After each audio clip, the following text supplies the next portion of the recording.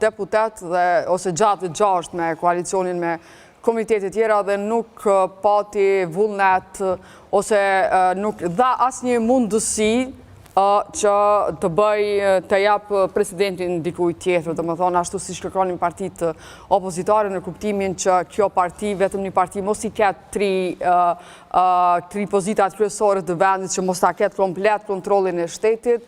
Ky nuk deshti, pavarësisht se lujti lojra gjatë fundjavës edhe në momentet e fundit, po në menoj që ato vetëm kanë qenë lojra, nuk ka pas që diçka ka pas e reala në atë çështje. Se nisi pra procesin e votimit të zonjës Rushiti, nëse ka ditur që fare në fund të vim në këtë situatë, apo ka dashur që ta lë për shtypjen që po mundohemi? Dëgjoj, unë menoj që kjo ka qenë një lojë, ja ne po mundohemi. Unë menoj që fillimi i votimit të zonjës Rushitit dhe të asaj tjetrës nuk është dasht as me fillu, sepse edhe gjykata, edhe aktvedimi i gjykatës kushtetuese për çështjen e zgjedhjes së presidentit është i qartë, nuk mundesh ti me hinë votim nëse nuk i ke 80 deputet të pranishëm. Dhe është krejt evident ajo që ti ishe IT të pranishëm, as IT të pranishëm. E sidoqoftë kur ki 3 parti opozitare që kanë deklaruar që nuk marrin pjesë në votim. E qartë.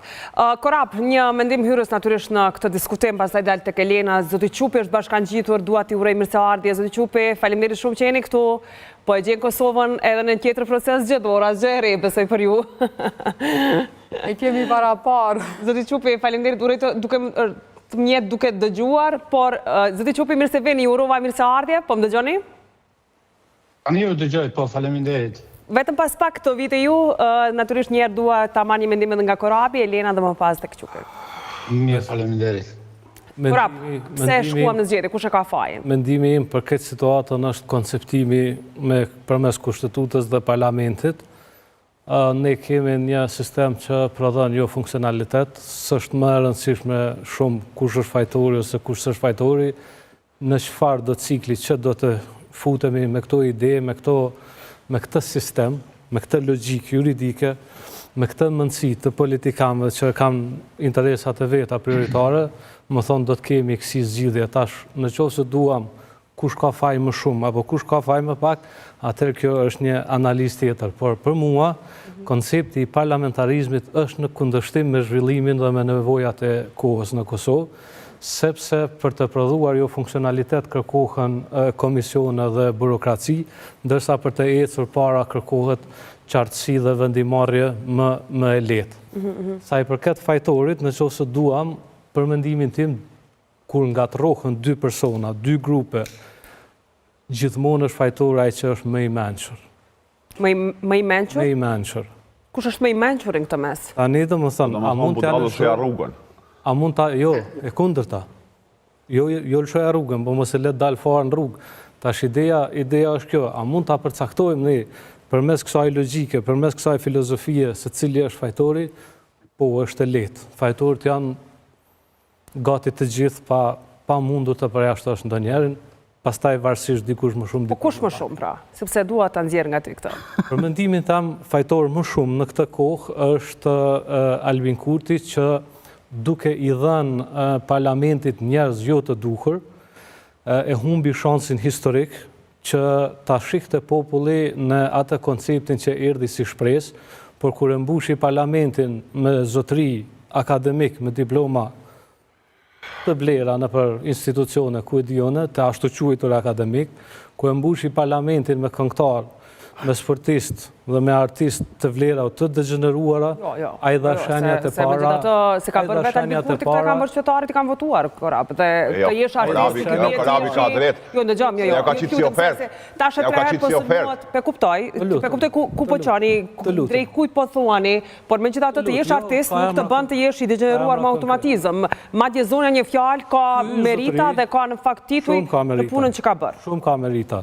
Aty ka merita shumë. Parlamenti jonë, do më thonë, me këtë përbërje dhe me përbërjet që kanë qenë përparan, ka prezentuar gjithçka, por jo atë logjikën që i duhet Kosovës, shtetë formimi, shtetë ndërtimi dhe zhvillimit të saj. Ne jemi në cikle nga zgjedhjet në zgjedhje, nga borxhet në borxhe, jemi nga problemet në probleme, nga marrëveshjet ndërkombëtare në marrëveshjet më të këqija ndërkombëtare dhe kemi stagnuar komplet tërësisht si shtet. Dhe dini, e kemi thënë këtu bashkarisht para 2 vitësh, një nga rreziqet e mëdha për Kosovën është të bëri shtet jo funksional së brendshme dhe çdo shtet, madje perandori që kanë qenë të fuqishme si perandoria osmane, ajo austro-hungareze, Jugoslavia, Bashkimi Sovjetik dhe të tjera me fuqi dhe me resurse të jashtëzakonshme, me qindra miliona banor, me ushtri nga më të sofistikuarat, kanë rënë pre e asaj tavolline që i bën operacion kur ato nuk funksionojnë së brendshme. Le më Kosova. Dhe unë si problemin kryesor kam me kushtetutën dhe me parlamentin, me parlamentarizmin. Kosova duhet largohet nga kjo mendësi përndryshe kur. Asnjë rrethon nuk do të ndërtohet një shtet. A mund ta konsumojmë këtë vetëm pas pak? Dua ta dëgjoj edhe Elenën dhe zotit Çupin. Kemi kohë mjaftueshëm për ta sqaruar dhe për të prekur se cilën pikë që ju thoni. Vetëm për të qenë korrekt me Korabin, Azrem, për tu kam një porositje që gjithmonë ndeshen mendimet tuaja e kritikoj Kurtin, pra nuk është partijak. Po jo, ne e asistojmë kur bën kësi deklarime. Po mirë. Po du me ditë ku ka problemin me përmbajtjen e kushtetutës. Ka dhënë disa herë. Mbaj në mend, lutem do kthehem vetëm pas pak. Elena, të lutem ma jep një këndvështrim tënd për situatën që jemi. Pse po shkojmë në zgjedhje? Po, kush është fajtor? Po, fajtor, si ta diskutajnë me këta në këtë formë, por mu më duke që përgjithësia bie mbi ato që e ka marrë pushtetin. Do më thonë 51% pushtetin me qeveris, me vendin, 51% njerëz kanë